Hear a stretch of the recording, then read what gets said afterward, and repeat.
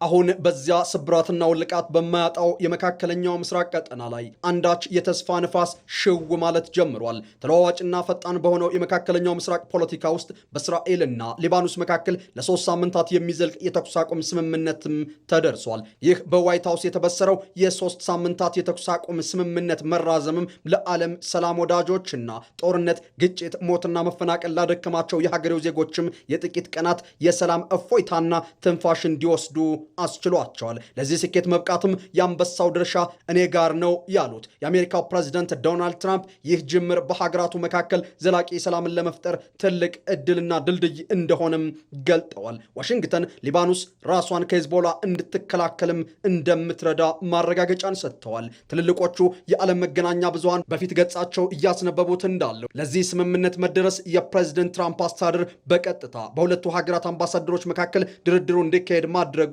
ከዚህ ቀደም ከነበረው ቀጥተኛ ያልሆነ ድርድር የጸዳና በቀጣይም አሜሪካ በመካከለኛው ምስራቅ ሰላምና ጸጥታ ላይ ያላትን ተጽዕኖ ለመመለስ የሚያስችል እድል ነው በማለት ለትራምፕ አስተዳደር ተግባር ይሁንታን ችረውታል።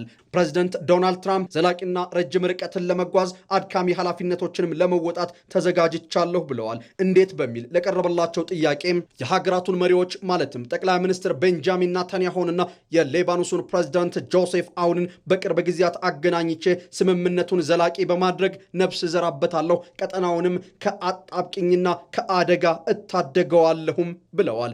ለመሆኑ ይህ የተኩስ አቁም ስምምነት ታዲያ መካከለኛው ምስራቅን ከገባበት ቅርቃር ይታደገው ይሆን?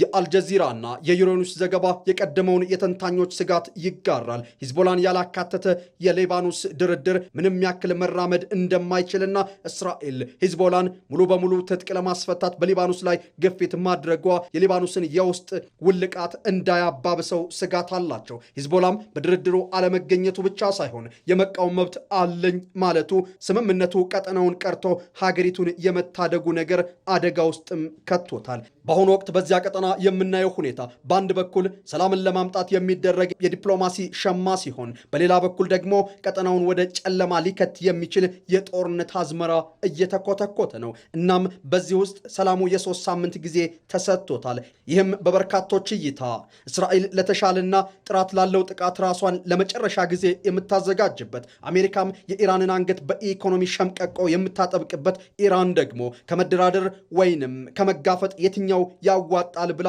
የምትጨነቅበት ጊዜ ነውም እየተባለ ነው።